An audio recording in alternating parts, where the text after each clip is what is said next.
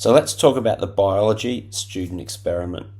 I've put together an exemplar here that covers all of the aspects of the ISMG, the marking guide. And so we're going to have a look at all of these sections. So the student experiment, you would have done mandatory experiments in class, and then your job is to take one of those and modify it and then collect data and write up your report. I always recommend to my students to select the experiment, think about how you're going to modify it, and then have a go at writing your research question.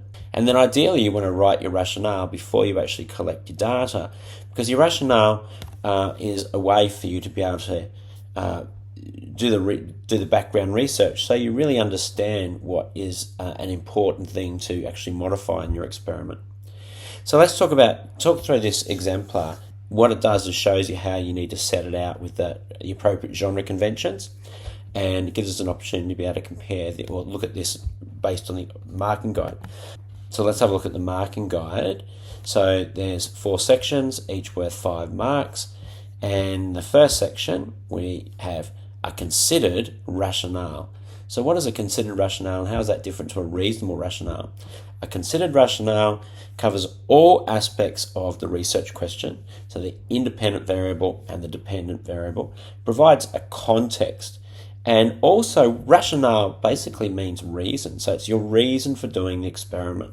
So you might refer back to the original experiment and make a note of what was identified in that, and therefore you're taking it further. Or the research has identified this, and this is why you want to look at this. So, provide a rationale as well. Okay, so let's have a look at how I did that. All right, so mine is maybe a little bit too long. I would have thought 3 paragraphs is probably enough. I started by providing that context and the reason why, and then I looked at breaking down those independent variables. So my research question was about extraneous cognitive load. That's what I measured as my dependent variable. And my independent variable was when the teacher was visible or not visible in the video. So with my rationale, I started with the context, and then I talked about my dependent variable, what I was measuring. And then I talked about my independent variable, what I was changing. Now, what I did is I drew on the literature and kind of posed it as the instructor visible might be beneficial on cognitive load in this paragraph here, or it might not be visible, or it might not be beneficial in this paragraph here. So then I basically was able to establish that my rationale and my reason for doing this experiment was to determine, well, which one of those is actually true. Look, I've got maybe 5 or 6 sources here. You don't need as many as that, but I do encourage you to draw on the literature, and we will talk about the referencing soon. Okay, in terms of your research question, let's have a look at what the marking guide says. It says you need a specific and relevant research question. So relevant means that it's relevant to the unit that you're doing. So if it's year 11, it's unit 1, and if it's year 12, it's unit 3. So that's what we mean by relevant. And so specific, we need you to provide sufficient detail about what you're measuring, so the dependent variable, and what you're changing, the independent variable. And you can see here that I have asked it as a yes/no question. Is there a statistically significant difference in? So that's a nice way you can do it. You could do a correlation study.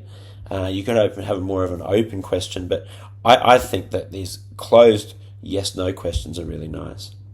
Okay, so then in terms of, let's have a look what the next section is. Justified modifications to the methodology. So there's that, and there's a methodology that enables the collection of sufficient and relevant data. Okay, so you need to firstly tell me what the original experiment was, but don't spend too much time on that. It could be the methodology that you used in class in your original experiment, or you might actually refer to a specific methodology. But don't spend too much on that. You want to spend more time on your modifications.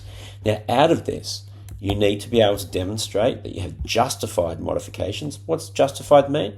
You're telling me the reason why. And it's specifically, you're modifying the experiment to improve the reliability and validity. And also, but you also need to be showing me that you've got a methodology that's allowed for the collection of sufficient and relevant data. Okay, so let's have a look at what we've done here. So justify. So to ensure the collection of sufficient relevant data, so sufficient. So this is where I'm telling you, I'm telling the reader how much data we're collecting. Okay, this we're writing this past tense, and so I'm saying, why am I doing it? To collect sufficient relevant data. Why is that important? It will increases the reliability of the study, and I've said it increases statistical power. Now, the validity of the experiment was improved by, and then I talked about what I did to improve the validity, and then I said what I did, and then I said the reason it improves validity is this. Look, so there's 1, 2, 3, 4 modifications. That's probably, I think that's absolutely sufficient. And so we're looking for justified, and you need to also demonstrate the collection of sufficient and relevant data. Okay, and so the last thing here is about appropriate use of genre and referencing conventions. Now that's going to be all through the document. Certainly at my school we use APA standard for our referencing, and APA 7 says that even the first time that you use a reference, if there's 3 or more authors, you use the first author's last name, no initials, and then ET space AL full stop comma, and then the year, close brackets. Okay, if there's only one author, like this one here, well, then obviously you just do the one author. If there's 2 authors, you use the ampersand like this, and then the comma, and then the year. So that's the referencing, that's the in-text referencing. But we also need to look at genre conventions, appropriate genre conventions. So that means that in APA, you when you're labeling your tables, okay, you say table with a capital T, the number of the table in bold, and then on the next line you actually have a label for it, a title for the table, and you put that in italics. And then so then the next table is going to be table 2. Ideally, the genre convention for APA is to do your tables like this with no vertical lines, but you know what? I don't think that anyone's going to be concerned about that. Figures, we don't call them graphs, we call them figures. We do that same sort of convention here. Now, some people believe that the labels or the titles for your figures actually go below. And again, nobody is going to mark you down for that, I wouldn't have thought, but the APA standard actually has it up the top.